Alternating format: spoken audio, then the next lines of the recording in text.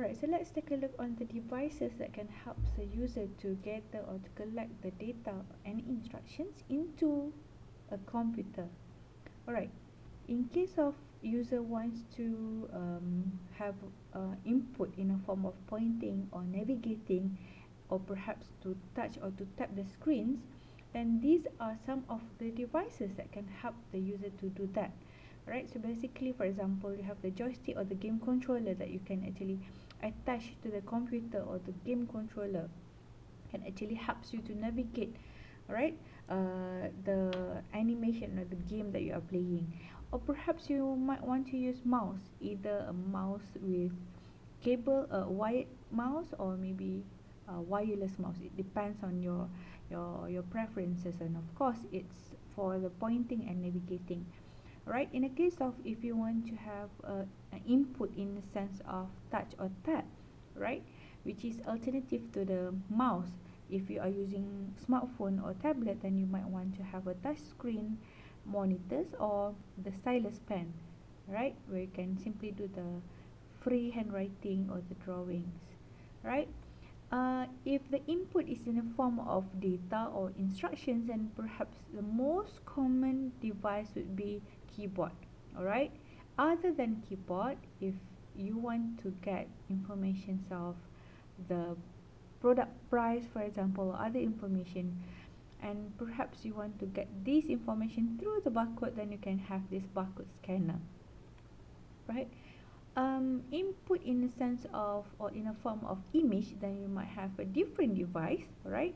The most common would be either camera or flatbed scanner, right. Maybe you want to scan documents or images, then you can just simply use the flatbed scanner, right. It will scan and give the input into the computer in a sense of pictures or PDF file, right, depends on the format, of course.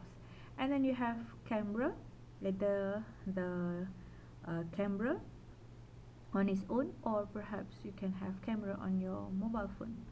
Okay, and the last form is input in a form of sound or audio. Then the most common input would be microphone, be it either a wireless microphone, or is it a microphone on your laptop or built in your smartphone. Then it's for recording the sound, right, as input or as your data into your computer. Alright, so these are the input function devices. Depends on how you want to collect or gather the data and instructions. We have pointing, navigating, and touch screen. We have entering the data or instructions using the keyboard and scanners. We have image input and also sound input. So let's take a look on the output function. What are the devices for the output function? So first, if you want to display results or the output in a form of text or pictures or video, then the most common output device for this is actually monitor, right. It could be your monitor from your laptop, desktop, or your smartphone or tablet. So monitor in general has these three types or three different variants. Alright, we have LCD, LED, and the latest among of the latest technology in the monitor display is OLED. Right, it is actually in a form of displaying the content on the monitor screen, the technology that they use. Right, so let's take a look on how it works in general. Right, in order for you to know how the monitor works, it is best if you can actually understand three things, or the three terms related to the monitor screen, which is number one is a pixel. Alright, so let's take a look on what is pixel.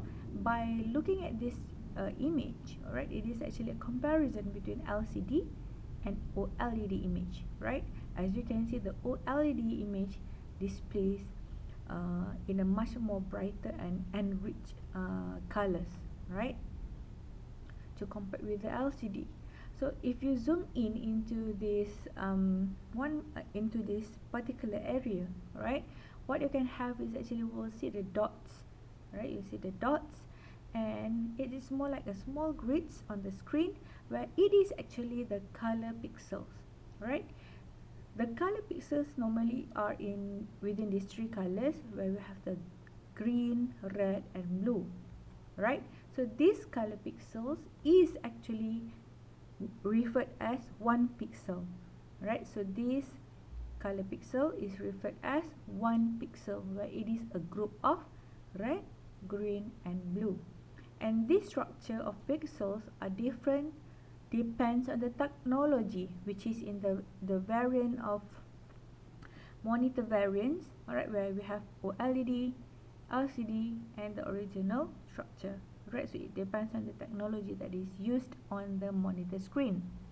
Alright, so this picture is taken from the LG website, where basically it compares the quality picture, the quality image displayed on the screen between LCD, LED and OLED, which, as you can see, the quality for OLED TV or screen is way much better and more quality compared to LCD and LED. So of course, monitor with the OLED technology has much higher or much more expensive, alright, to compare with LCD and LED. Alright, the second terms that you need to know related to the monitor screen is the aspect ratio. What is aspect ratio? Alright, so let's take a look here with these samples of image displayed on the screen. So we have 1, 2, 3, 4, 5, 6, 7 and 8 different variant image. Alright, so as you can see, the aspect ratio is the ratio between the width of the image, alright, which is X, and to the height of the image, which is Y. Alright, X to the Y. Alright, so that's the aspect ratio, which is X to Y. Right. So the next one is the resolution.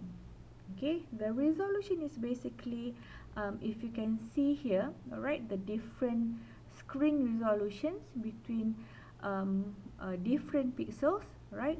Of course, the higher the resolution would be the better. Alright, you will see much more clear and much more better quality of image displayed on the screen. So the definition of the resolution is actually the total numbers of pixels that is displayed on the screen. Alright, so as I repeat just now, the higher or the larger the number of pixels displayed on the screen, of course, will be much more better. Or you could say the higher the resolution, the better image quality is. Alright, so that's for the monitor, which is suitable for displaying text, pictures and videos through the screen, right?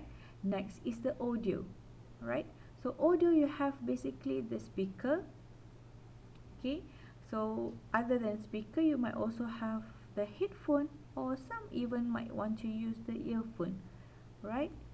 Next one is whenever you want to have the output in a form of hard copy, where basically in general you just need a printer. So printer could have so many different variants, the inkjet printer, laser printer, large format printer.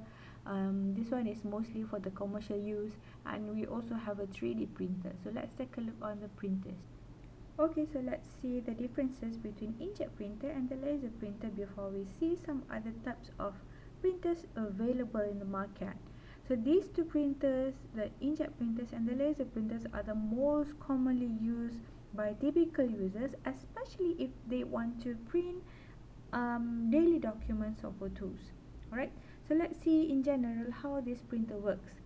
Okay, inkjet printer is a water-based ink, and laser printer is a fine toner, where the ink for inkjet printer, which is the cartridge, right, normally it needs to be replaced more often to compare with the laser printer, which is we call as a toner.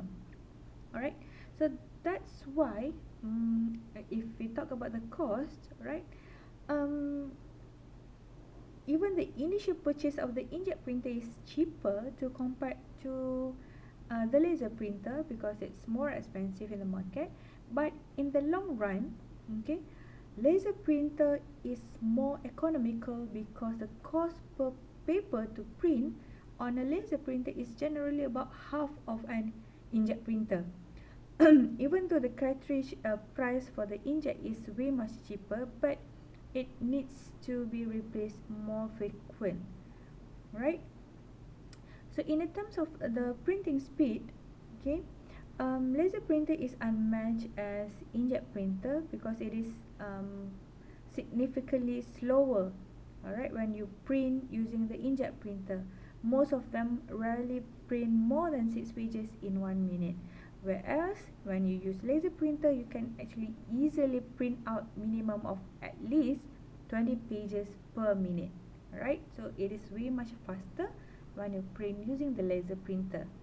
Okay, when we talk about quality of the photos or document, which is the quality of the printouts, right? Um, in general, both printer offers more or less the same quality printout. However, the laser printers are the best if you want to print out small fonts such as documents, right? But if you want to print out photos, then maybe you want to consider the the ink printer, right? Because it gives you more excellent quality for photo, right, to compare with the laser printer. So yeah, that could be factors that you want to consider if you want to buy a printer. So make sure you check out the information, especially if I were you, I will always see not only the price but also the printing speed, right? The page per minute, ppm, right? That information should be available for each type of printer that you want to buy. Okay, so let's see what are the types of printers that is available on the market. Of course, it is fits for different purposes. Like what we have now is a 3D printer, basically to just print out the 3D model. Alright, normally it is for the prototype, for any projects. Alright, we do have one in the Faculty of Engineering. You can see it later, check it out in the lab. Right, it is a bit expensive and it's not a normal or typical printer because it is only for the 3D models print out.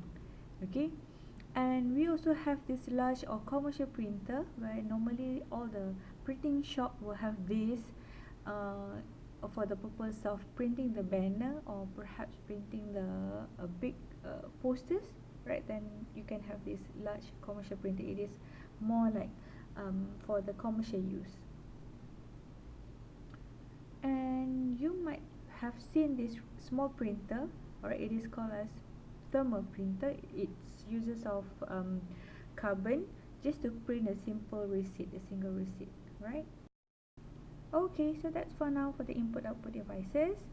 For process and storage device, you're gonna see it in details on the next video. Bye!